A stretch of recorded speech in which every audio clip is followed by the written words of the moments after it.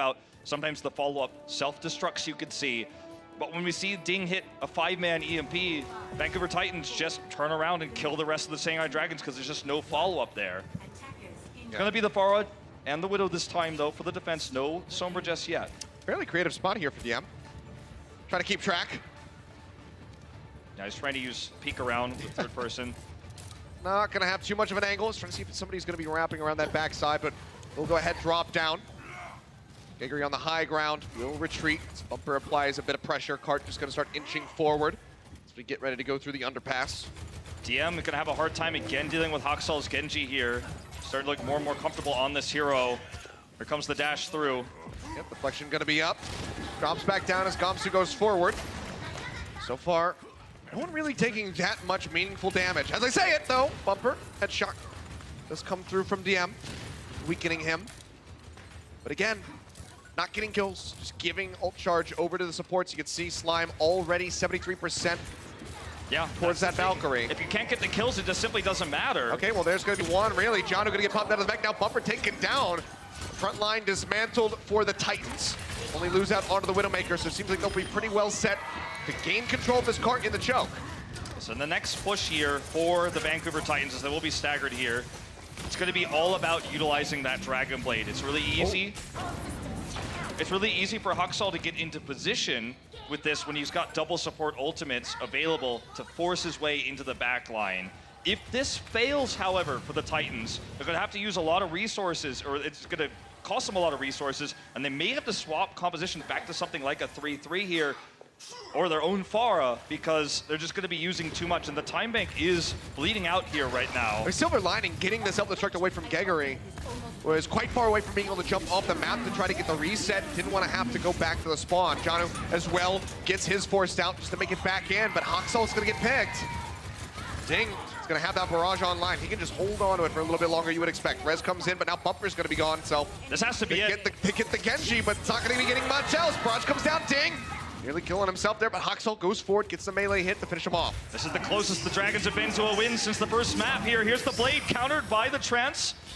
Only going to be the mech coming through. Here's the dash resets, though, potentially. Escort Trance there from Twilight, trying to keep Haksal alive with the Dragon Blade, but it's not going to be enough damage to get any kills, and now he's taken down as Gamsu goes back forward.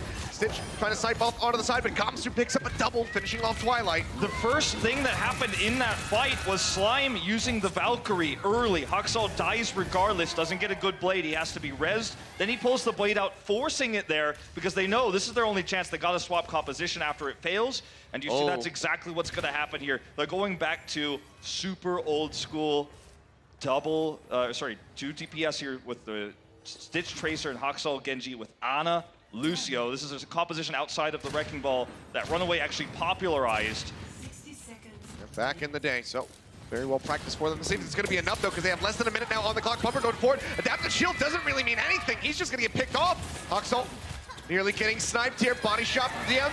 Gets the tag. Ding. Again, scoops up the kill with a rocket, and Slime in the back will be finished off. Yeah, I'm just going to be hounding, looking to get a shot here on the Stitch, and that's the rocket again. They get the combo. And the Shanghai Dragons are having really good communication and coordination. It's not going to be easy to pick off a fast-moving hero like Tracer without actually calling that out, having both the rockets from the Pharah and the Widow shots coming through. Shanghai poised to take this map right now as Vancouver gets desperate. Swapping Stitch over to the McCree, one of his signature hit scan heroes, but getting into position to duel the Widow is not going to be easy. Yeah, let alone you have that double threat of the Pharah as well. Gets a couple shots in. Okay, Ding gonna be taken down. Coma, can he get the rest is gonna be the question. Banning the hammer. I think Coma's gonna be looking for it. It's got the Valkyrie popped. Su under a little bit of fire. OT rolling through. Coma gonna be taken down. Rise that Res comes in and Stitch scoops up the kill. Ding put right back into the grave. Now pushing forward halfway, headshots out of the DM. He gets the double tap. Stitch takes him out with his signature McCree. Now Gamsu dead, and Vancouver Titans will be able to push into A right at the last second. Bumper's got the barrier in the right spot. Stitch practically immortal. This is what Achilles and I like to call the protect the McCree cop. It's a glass cannon, meaning high damage output, low health, but because he's untouched, because the barrier positioning here for Bumper allows him to do that damage, to get those headshot kills, he bursts through several members of the Shanghai Dragons. It's exactly the hero they needed. Tough to execute, but the execution is perfect here for the Titans, and now they've got this cart rolling. 92% nearly has the Deadeye ready to go. Kamsu and Geguri gonna have to be on the spot to deny away that Deadeye. So everybody can retreat safely. Shots coming in. Yep, getting a headshot again. Another one. Can't quite get the kill though. Untouched. Yep, has not been tagged really. Pharmacy into the back. Stitch still's taking some shots. Fan the Hammer trying to break down that bubble. Kamsu gets locked up. Fan the Hammer again takes him low. He's gonna get cornered. Stitch going lower and lower. They're trying to pocket him back up. The Orb of Harmony not gonna be enough. Kamsu finds the kill with the Primal Rage. And still a minute and 25 seconds that they have to hold them off. Getting back to the payload is going to be the biggest challenge for the Vancouver Titans. They have 5 ultimates, but they're not going to work together. Nice sleep here to stabilize for a moment. But these ultimates aren't going to get them to the cart. They're going to have to use Slime's speed boost, and they're going to have to slowly push up using, once again, the damage from Stitch. This is going to probably be an overtime push if they're able to get the win here. Easier said than done. Bumper splitting off from the main group here to try to draw the attention away as they do get to this cart. 60 seconds remaining here. We're going to see the Nano as well committed.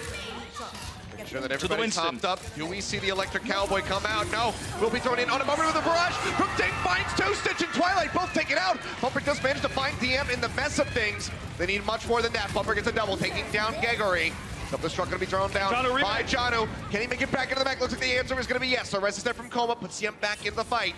Kamsu going low, however, now gonna be picked off. Janu finishes them off. The res is gone. They can't get their main tank. They need Stitch here to do this damage to Ding here.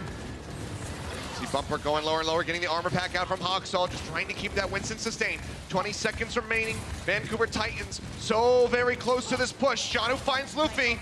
Valkyrie's up for Coma, but he's got to stay alive. Okay, Stitch now in position. This is the toughest part for the Dragons. They just need to be stable here. Look at the double strike from behind. The Deadeye coming down. The Pharmacy Cop is right out of there. Ding and Coma both say goodnight. Another shot, the headshot there onto DM. Takes him out the hit onto Geguri in midair. And in style, Vancouver Titans glide into the finish on DORADO. 4-0, and their opening debut here in the 2019 Overwatch League season. Absolutely dominant. We saw so much of what has made this team strong in Korea already here in the Overwatch League. We saw Stitch on the McCree. We got to see Haksall's Genji, a little bit of everything here, as well as that signature 3-3. They have already said they're the best team in the world at this composition, and I believe they've proved it here in their opening match. Gotta see a little bit more from these guys. Just the first series of the 2019 season for the Vancouver Titans, but a phenomenal start for them. You can see right there. Gotta correct it, not run away anymore. It's Vancouver Titans, baby. But a 4-0 victory's gotta feel pretty darn good for them. Unfortunately for Shanghai Dragons, it's a bit more of the same.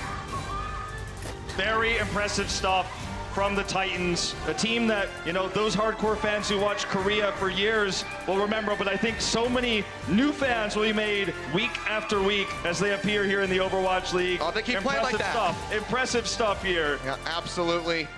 Build up those fan bases. But guys, we have another interview here from Danny Lim down on the floor with Bumper, I do believe. Thank you, casters. Blizzard Arena, give it up for Vancouver Titans.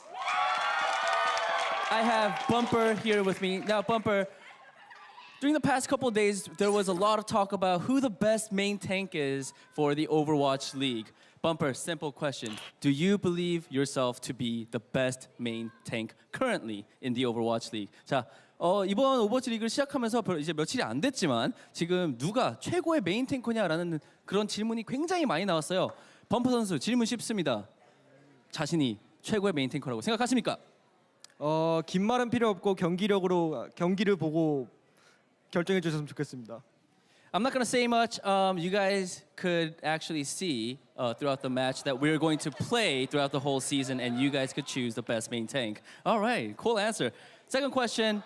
Do you know, you had a very dominant game right now, and this was your first game in the Overwatch League. Any message to the Overwatch League teams? 자, 오늘 굉장히 좋은 경기를 보여주셨는데요. 또 범퍼 선수, 이제 앞으로 남은 경기들을 위해서 다른 팀들에게 한 말씀 하자면 무슨 말씀을 하고 싶으십니까? 다른 팀들이 멘탈을 좀 강화했으면 좋겠어요. 저희한테 다 4대 0으로 질 거니까. All right, so all the other Overwatch League teams, brace yourselves. We will beat you 4-0 every game. Thank you guys so much. Thank you, everybody. Give it for Bumper. Back to you guys, casters. Thank you very much, Danny. Man, strong words from Bumper again. Very spicy.